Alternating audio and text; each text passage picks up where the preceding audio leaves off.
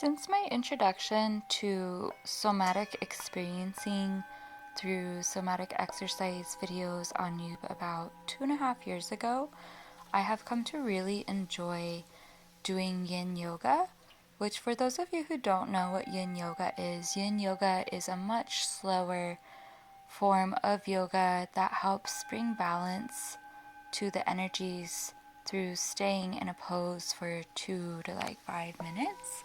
And as you go into these poses, what Yin Yoga does is it helps the fascia really stretch deep, and science is proving and discovering that the fascia in our body, which is like a layer of tissue underneath the skin, it actually connects through the whole body. The fascia in our body stores memories and emotions in it. And being an energy healer, we talk about the root chakra storing programs of past lives. And so when you pair Yin Yoga with intentional work around past lives, you can really experience some profound changes in your life, ranging from a more improved quality of life where you just feel more joy around certain things. Maybe you feel less resistance to letting love in or allowing yourself to love. There's changes around money where it's easier for you to receive money, therefore it becomes easier for you to make money doing the things you love. Perhaps some of the changes are as simple as just experiencing less body aches in your body as you move those emotions out through working them out through Yin Yoga. And so today I took a time lapse of myself doing a Yin Yoga video, which is on the YouTube channel miamagik, and she did this phenomenal video for those of you interested in healing the witch wound.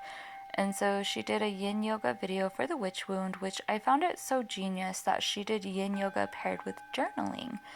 And I have avoided going into the witch wound for quite a while now.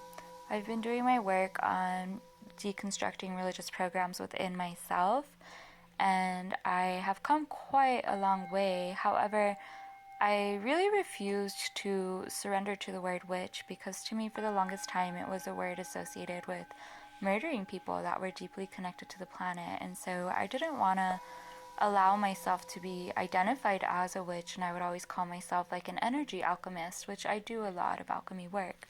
However, thanks to this channel by miamagik, I have really been able to go into my own personal witch wound from many lives. And what's so beautiful about the witch wound is it also is very healing for my feminine, because it goes into flow and emotions and sensuality and intuition, which witches were killed for a lot of that stuff that was inherently of the feminine. And this is also going towards the men that were witches. They had their inner feminine energies that were guiding them into what people would later label them as wizards or warlocks, right?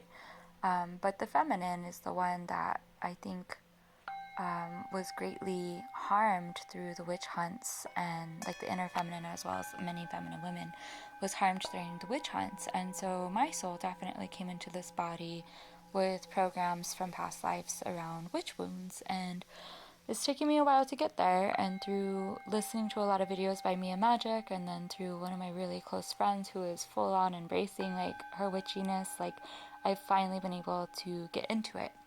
And doing this Yin Yoga practice was just so satisfying and freeing to my body, and I went ahead and made it kind of a ritual. I darkened the whole room so it was kind of like I was in a cave, and I saw it as myself being held in the womb of Mother Earth with the intention to come out of the cave reborn and lighter without the programs of the witch wounds. And then I really enjoyed the journal prompts because since I was already in an intentional container for Yin Yoga for the witch wound, my journal prompts came out very unfiltered. They came out very aligned with the intentions, and I didn't have to put any thought into them. My body just totally let loose with pen to paper, and it was really cool to journal in that way.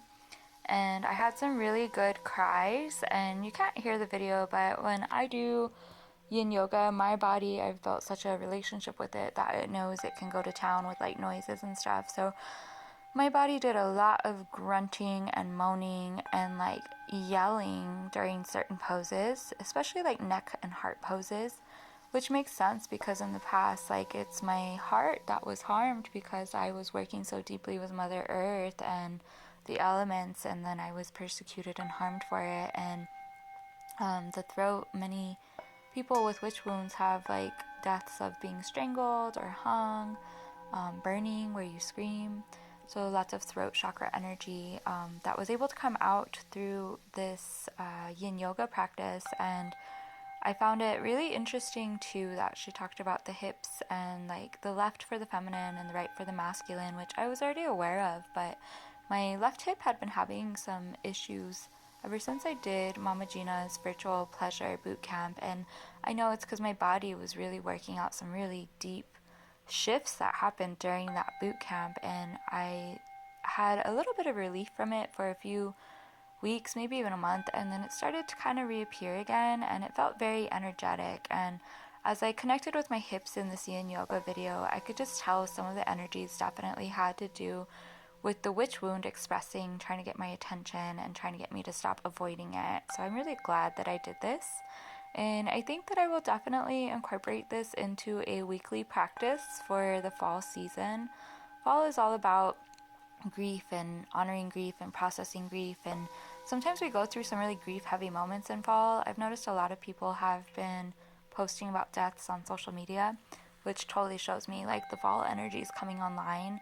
And grief is a really beautiful opportunity to let love in and honor the love that you felt, because that is what grief is. It just shows that you really deeply loved somebody or something or some aspect of yourself, right?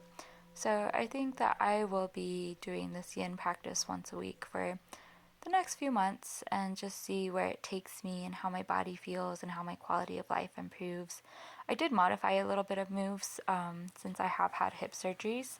So if you watch her video, you might notice that it's not quite the same as what I was doing, but it's just I like when you do yin yoga, you really have to know your body and know your body's capabilities. And also, if you've never done yin yoga, it's good to know that each side of the body does feel different. It stretches different. Each side of the body, one might be more rigid, one might be more flexible, and then the next week it might be different. And that's normal. Like the body, it is perfectly fine and beautiful with like it having differences in it. And so if you first go into yin and you're like, why can't I stretch on this one and this stretch feels different, it's the way your body is built, and that's cool. And also I'm sure some of the differences in how the body stretches and does certain poses in yin yoga also plays into the emotions that are stored in that fascia and the energetic stories that are stored in that fascia. And so over time you might notice things balancing out or becoming more equal stretches, but if not, it's okay. Just embrace it and know that that is completely normal. And also know that when you're doing yin yoga, as you build trust with your body, it's normal to cry, it's normal to rage, it's normal to feel emotional either during the practice, right after the practice, or within 72 hours after the practice. I've had some really beautiful, deep, ugly cries like 2 days after doing yin yoga. And so I purposely do my yin yoga on like days that I know that I'm able to be in that space to honor myself and my feelings in my body. And I think that's all I got on the yin yoga practice. I hope this was helpful and enjoy the rest of your day or evening wherever you are.